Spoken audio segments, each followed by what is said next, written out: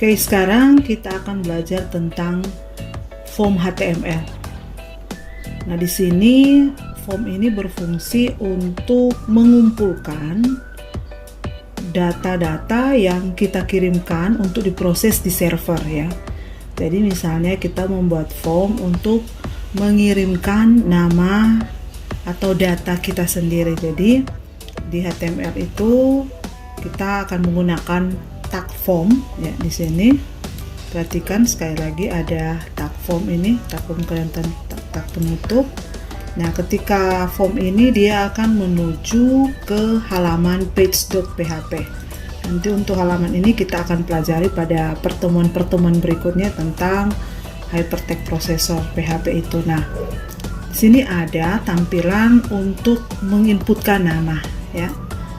Kenapa? Karena kita perlu menginput sesuatu untuk dikirimkan, untuk diproses ya.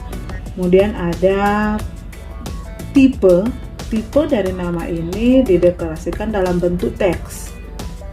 Kemudian misalnya nama ini kita isi dengan first name kita, baru value-nya adalah Marike, misalnya seperti ini ya. Perhatikan seperti pada penjelasan sebelumnya bahwa setiap nilai itu harus berada di dalam tanda petik ya, seperti itu.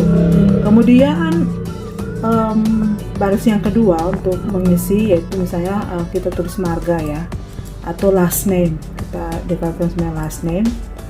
Kemudian sama seperti pada nama sebelumnya harus ada value. Nah, secara otomatis kita sudah mengisi nilainya. Ya, untuk bekerja dengan HTML nilainya sudah terisi, baru kita punya tombol submit. Nah, tombol submit ini ketika kita klik dia akan menuju ke page.php seperti ini. Nah, kemudian ditutup. Nah, ini ada paragraf. Jadi ini semacam keterangan saja bahwa jika kita klik tombol submit maka data akan terkirim di action page.php. Jadi sebenarnya supaya kita bisa melihat secara langsung bagaimana proses yang terjadi, kita harus membuat file action page.php. Namun karena kita belum belajar lagi tentang PHP, nah kalau kita running ya, nah, hasilnya adalah seperti ini. Nah, sebelah ini, nah ini form. Jadi otomatis namanya sudah terisi, marganya. Nah, jika kita klik tombol submit, ini yang paragraf. Tadi kalau kita submit maka dia akan menuju ke halaman ini, action page.php. Jadi first name Marike dan last name Kondol. Jadi F name Marike dan L name Kondol. Nah, server akan memproses input dan akan mengembalikan atau memberi respon, memberi jawaban dari data atau teks yang kita kirimkan.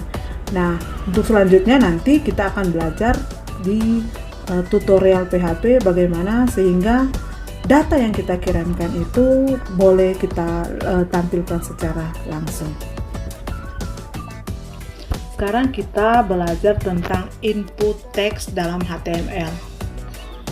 Nah, bagaimana kita menginput teks itu di form HTML. Jadi tanpa kita menaruh inputannya itu di coding ya, di tag HTML maksudnya ya. Nah, ini sama seperti tadi.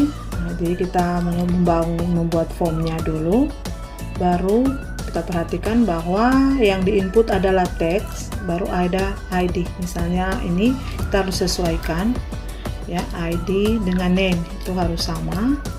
Kemudian begitu juga misalnya untuk alamat. Nah, input sendiri itu dalam bentuk teks. Jadi kalau kita input tidak dalam bentuk teks maka dia tidak akan menerimanya itu.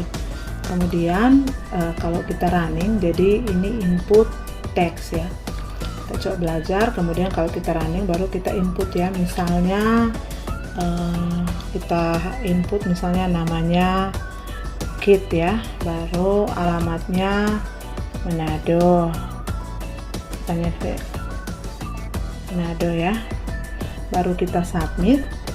Nah, ini adalah teks yang dikirim. Nah, teks ini akan dikirimkan ke server dan akan diproses, kemudian akan mengembalikan atau mengembalikan nilai yang kita inputkan tadi. Nah, memang seperti ini. Jadi di HTM form sendiri juga bisa kita sudah menaruh di tab itu inputnya kita, tapi bisa juga seperti tadi kita menginputnya sendiri tanpa menaruh di dalam tag yang kita buat. Jadi seperti itu bagaimana kita membuat input teks dalam form HTML.